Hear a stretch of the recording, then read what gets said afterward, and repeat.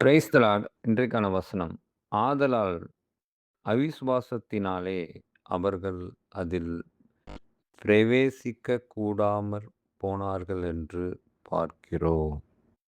யாரு பிரவேசிக்க முடியாம போச்சு? எதுல பிரவேசிக்க முடியாம போச்சு? கானானுக்குள்ள அந்த இஸ்ரவேலர்கள் பிரவேசிக்கல. 430 வருடம் அடிமையா இருந்த இஸ்ரவேலர்கள ஆண்டவர் 10 அற்புதங்கள செய்து அழைத்து வந்து, அநேக அற்புதங்கள அதற்கு மேலாகவும் செய்து கொண்டே இருந்தார். அப்படி எல்லாவற்றையும் செய்து கூட அவங்க அத விசுவாசிக்கல. அதில அவிசுவாசத்தினால் அவர்கள் அங்கே மடிந்து போனார்கள். அந்த வனாந்தரத்திலே அந்த 40 ஆண்டு வனாந்தரத்த கடந்து வரும்போது அவங்க அங்கேயே மடிந்து போனாங்க. அவங்களுக்கு வாக்கு பண்ண அந்த கானான் தேசத்துக்குள்ள அவங்க பிரவேசிக்கல. அப்படிங்கிறது தான் இந்த வசனம் நமக்கு சொல்லுது. வசனம் சொல்ற ஒரே விஷயம் அவிசுவாசம். விசுவாசத்துடன் இல்லாததுனால தான் அவங்க கானானுக்குள்ள பிரவேசிக்க முடியல. அவிசுவாசம் அவங்கள அதிகமாய் ஆட்கொண்டிருந்ததுனால. அவிசுவாசம் ஒருத்தருடைய வாழ்க்கையே பாழாக்கிடும். அவிசுவாசம் ஒரு நாளும் நன்மை தராது. வாழ்க்கை நடக்கிறத பார்த்து நாம் அவிசுவாசத்துக்கு இடம் கொடுக்கவே கூடாது. அவிசுவாசம் அழிவுக்கானது. அவிசுவாசம் இழப்புக்கானது. அவிசுவாசம் தேவனை விட்டு விலக செய்வது. சகோதரரே, ஜீவனுள்ள தேவனை விட்டு விலகுவதற்கு ஏதுவான அவிசுவாசமுள்ள பொல்லாத இருதயம் உங்களில் ஒருவனுக்குள்ளும் இராதபடிக்கு நீங்கள் எச்சரிக்கையாயிருங்கள். இப்படிப்பட்ட அவிசுவாச இருதயம், பொல்லாத இருதயம் நமக்குள்ள இருக்கக்கூடாது. அவங்களுக்கு அது இருந்ததுனால தான் அவங்களால கானானுக்குள்ள பிரவேசிக்க முடியல. ஆவிக்குரிய விதத்தில் பார்த்தா கானானுங்கிறது பரலோகம். அவங்க பரலோகத்துக்குள்ள போக முடியல. அவங்க அதுக்கு முன்பாகவே மடிஞ்சு போயிட்டாங்க. அந்த அவிசுவாசம் அவங்கள பரலோகத்துக்கு போக விடாம தடுத்துருச்சு. ஏன்னா அவங்க இருதயம் அவிசுவாசமான இருதயமா இருக்கு. எதை எடுத்தாலும் அவிசுவாசம். காடையை கேட்குறாங்க, காடையை கொடுக்குறாரு. அது தண்ணீரை, கசப்பான தண்ணீரை தித்திப்பான தண்ணீராக மாற்றுறார். மன்னாவை கொடுக்குறார். அந்த 40 வருடம் கடந்திருக்கிறாங்க. அவங்க உடை பழமையாக போகலை. அவங்களுக்கு எந்தவித சீக்குப்பிணிகள், நோய் நொடிகள் இல்லை. நல்ல சுகபலன் ஆரோக்கியத்தோடு இருக்கிறாங்க. நல்ல உணவு இருக்குது, எல்லாமே இருக்குது. இன்னும் சொல்லப்போனால் ஆண்டவர் கூடவே இருந்து நடத்தி கொண்டு இருக்கிறார். இதை விட வேறு என்ன வேணும்? ஆனால் அப்படி இருந்தும் அவிசுவாசம் அங்கே மேற்கொண்டதுனால அந்த அவிசுவாசம் அவங்கள கானானுக்குள்ளே பிரவேசிக்க அனுமதிக்கலை, தடுத்து போட்டுருச்சு. ஏனெனில் சுவிசேஷம் அவர்களுக்கு அறிவிக்கப்பட்டது போல நமக்கும் அறிவிக்கப்பட்டது. கேட்டவர்கள் விசுவாசம் இல்லாமல் கேட்டபடியினால் அவர்கள் கேட்ட வசனம் அவர்களுக்கு பிரயோஜனப்படவில்லை. எவ்வளோ விஷயங்களை கேட்டிருப்பாங்க. மோசே மூலமா ஆண்டவர் எவ்வளோ வசனத்தை பேசியிருப்பார். எவ்வளோ காரியங்களை சொல்லியிருப்பார். சுவிசேஷத்தை சொல்லியிருப்பார். நீங்கள் இந்த வனாந்தரத்தை கடந்து வாங்க, உங்களுக்கு பரலோக ராஜ்யம் காத்திருக்கிறதுன்ற சுவிசேஷத்தை சொல்லியிருப்பார். நம்மளை இயேசுதான் நடத்தி கொண்டு வராருன்னு சொல்லியிருப்பார். நமக்கு எல்லாமும் அவர்தான்றதை சொல்லியிருப்பார். அவர் நமக்காக பரிந்து பேசுகிறவராக இருக்கிறாருங்கிறத சொல்லியிருப்பார்.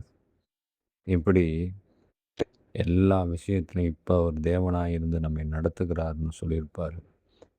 எல்லா விஷயத்தையும் சொல்லி இருந்தும் அவங்க கேட்கிறதற்கு தயாராக இல்லை. அது அவர்களுக்கு பிரயோஜனப்படல. அந்த சுவிசேஷம் அவர்களுக்கு கிரியை செய்யல.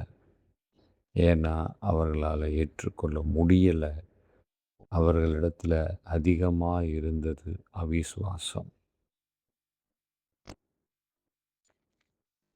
விசுவாசம் இல்லாமல் தேவனுக்கு பிரியமாய் இருப்பது கூடாத காரியம்.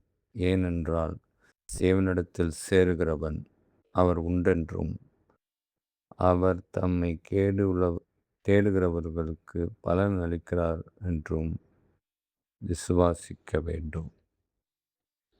இந்த நிலைப்பாடு அவங்களிடத்துல இல்லை. நமக்காக இருக்கணும். நமக்கும் ஆண்டவர் பல விஷயங்களை நம்ம கண் முன்ன செஞ்சுக்கிட்டு தான் இருக்கிறார். எவ்வளவோ தேவ மனிதர்கள் முன்பாக அவர்கள் மூலமாக அநேக அதிசயங்களையும் அற்புதங்களையும், எப்படி எகிப்திலேருந்து அழைத்து வரும்போது 10 விதமான அற்புதங்களை செய்தாரோ, அதுக்கப்புறம் வனாந்தரத்தில் அற்புதங்களை செய்தாரோ, அதுக்கப்புறம் பல அற்புதங்களை செய்தார். அதுக்கப்புறம் புதிய ஏற்பாட்டின் காலத்தில் பல அற்புதங்களை செய்தார். மாதிரி இப்போவும் செய்து கொண்டே தான் இருக்கிறார். பல காரியங்களை விளக்கி கொண்டே இருக்கிறார். பலரை சாட்சியை எழுப்பி கொண்டே தான் இருக்கிறார். பலரை சுவிசேஷம் அறிவிக்க அனுப்பி கொண்டே தான் இருக்கிறார். ஆனால் இன்னமும் நாம் விசுவாசிக்காதபடி, இன்னும் நாம் அசட்டையாக இருந்து அவிசுவாச இருதயம் உள்ளவர்களாய் மாறினால் நமக்கும் இந்த நிலைமை தான். நாமும் கானானை பார்க்க முடியாது. நாமும் பரலோகத்துக்குள்ளே பிரவேசிக்க முடியாது. அவிசுவாசிக்கு பரலோகம் இடம் கொடுக்காது. அவிசுவாசமே அந்த பரலோகத்துக்கு போகிறத தடை செய்திடும். விசுவாசி மட்டும்தான் பரலோகத்துக்குள்ளே போக முடியும். விசுவாசம் உள்ளவர்கள் தான் பரலோகத்துக்குள்ளே போக முடியும். விசுவாசம் உள்ள ஜபந்தான் பிணியாளியை ரட்சிக்கும். அதனால் விசுவாசம் ரொம்ப ரொம்ப ரொம்ப ரொம்ப முக்கியமான ஒன்று. வசனமே இருக்குது. அவிசுவாசி அந்த மாதிரி நிறையா காரியங்கள் போய் பேசுகிறவங்க, இந்த மாதிரி பல பாவங்கள் செய்கிறவங்க பரலோகத்துக்குள்ளே பிரவேசிக்க மாட்டாங்க. அதனால் அதில் கவனமாக இருக்கணும்.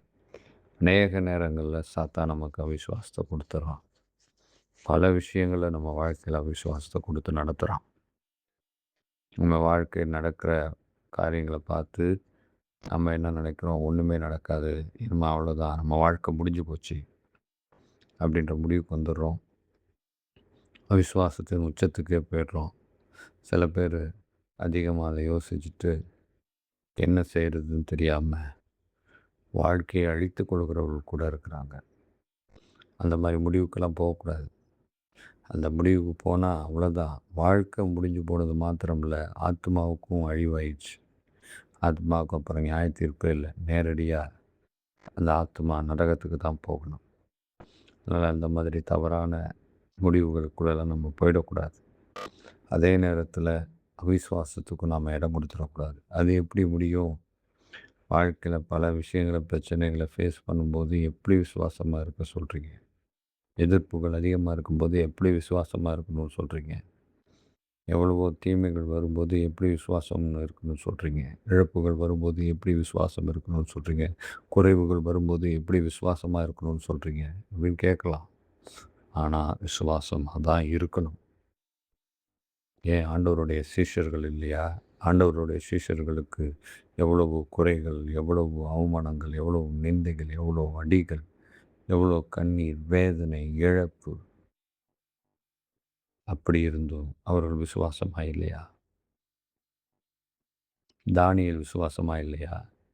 சாத்ராக், மேஷாக், ஆபேத்நேகோ விசுவாசமாக இல்லையா?